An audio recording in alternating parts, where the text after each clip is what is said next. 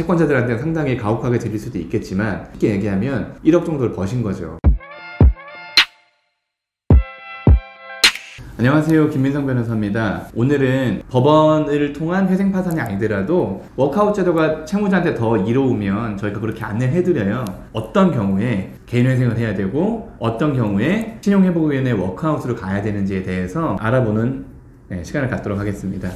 개인회생은 내 고정적인 수입 중에 최저임금을 뺀 나머지 금액은 다 변제에 투입하는 거예요. 3년이고 5년이고 투입을 하면 원금, 이자, 탕감해주는 제도입니다. 파산 같은 경우는 내가 가지고 있는 재산을 다 내어놓아요. 내가 가지고 있는 재산의 가치를 파산관제인들이 매겨서 팔 수 있는 건 팔고 판 돈을 각 채권자들한테 배당을 해주는 거죠. 회생 같은 경우는 내가 가지고 있는 재산은 건드리지 않고, 회생과 파산은 법원에서 그 채무자 회생법에 따라서 진행이 되는 거예요. 이 신용회복위원회의 워크아웃, 법원이 아니라 신용회복위원회에서 주관을 합니다. 이 두 가지의 가장 큰 차이점, 개인 채권자로부터 발생한 채무를 조정할 수 있냐 없냐, 이게 가장 큰 차이점인 것 같아요. 그리고 또 다른 차이점을 보면 회생이나 파산 같은 경우는 그러니까 과다채무를 정상적인 소득활동을 통해서 갚을 수 없다면 연체가 되든 안 되든 상관이 없습니다. 그런데 신용회복위원회 워크아웃은요, 연체가 필수예요. 한 달, 3달 이상의 연체가 필수로 신청 조건이 되는 거예요. 그렇다면 개인회생 같은 경우는 내가 빨리 마음을 먹으면 채권자들부터 추심당하는 경우들이 되게 적겠죠. 이 신용회복위원회의 워크아웃 제도는요, 통상적으로 3달 이상 연체를 해야지 신청 자격이 되기 때문에 그 기간 동안에는 어쩔 수 없이 추심에 시달리게 되겠죠. 그 다음에 세 번째 차이는 뭐냐면 원금의 탕감이라는 거가 있습니다. 개인회생이나 파산제도 같은 경우는 변제계획 안에 들어있는 그 기간, 통상 36개월이고 길면은 60개월까지 가요. 이 기간이 끝나면 나머지 원리금은 탕감받아요. 안 갚아도 된다는 소리예요. 그런데 신용회복위원회에서 하는 워크아웃은요, 이자나 원금에 대한 조정이 가능하긴 해요. 법원에서 진행하는 개인 회생이나 파산에 비해서 좋은 조건으로 양보를 해주진 않습니다. 회생이나 파산과 다른 점은 뭐냐면 기간이 되게 길어요. 짧게는 8년, 길게는 10년까지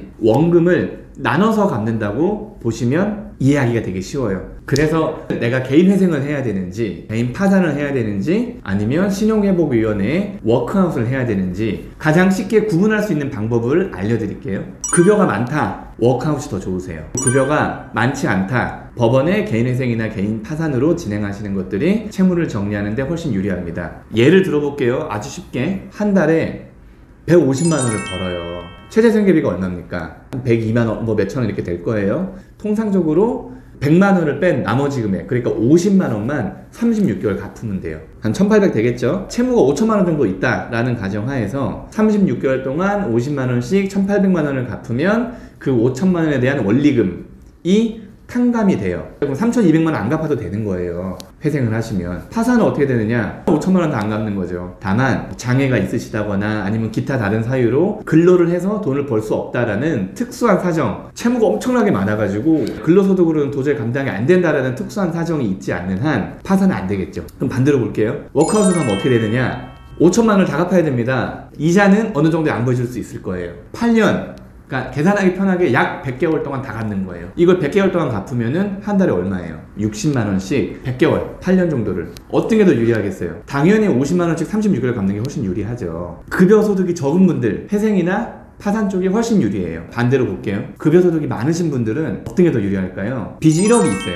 급여가 월 400만원인 돈을 되게 많이 버시죠. 회생을 하시면 어떻게 되느냐? 100만원의 최저생계비잖아요. 월 300을 갚아야 돼요. 최저생계비를 뺀 나머지 가용소득 400만원에서 100만원을 뺀 나머지 300만원, 요거 다 갚아야 되잖아요. 그럼 300만원씩 36개월 되겠죠? 1억 다 갚는 거예요. 워크아웃은 어떻게 되느냐? 내가 얼마 벌었는지 상관없어요. 원금 1억이 있어요. 그 다음에 이자도 1000만원 더 붙었다, 1억 1000이 되는 거잖아요. 100개월을 나눠보세요. 110만원 되겠죠? 400만원을 버시는 분은 한 달에 110만원만 갚고 290만원은 쓸 수 있는 거예요. 400만원을 버는 사람이 100만원으로 살라 그러는 거야. 그러니까 사라집니까 그게? 이건 된단 말이야. 워크아웃은. 왜? 한 달 100만원만 갚으면 되니까. 기간이 오래 되겠지만, 그러니까 이거는 결정을 하시면 되는 거예요. 어차피 개인회생을 해도 원리금이 탕감이 안 돼요. 소득이 많으신 분들은. 워크아웃도 탕감이 안 되는 건 마찬가지예요. 얇고 길게 돈을 갚느냐, 굵고 짧게 돈을 갚느냐, 이 차이예요. 이걸 선택해 주시면 돼요. 근데 월급이 없으신 분들은 그냥 개인회생이나 파산하시는 게 무조건 맞아요. 탕감이 되잖아요. 저희 홈페이지에 와보면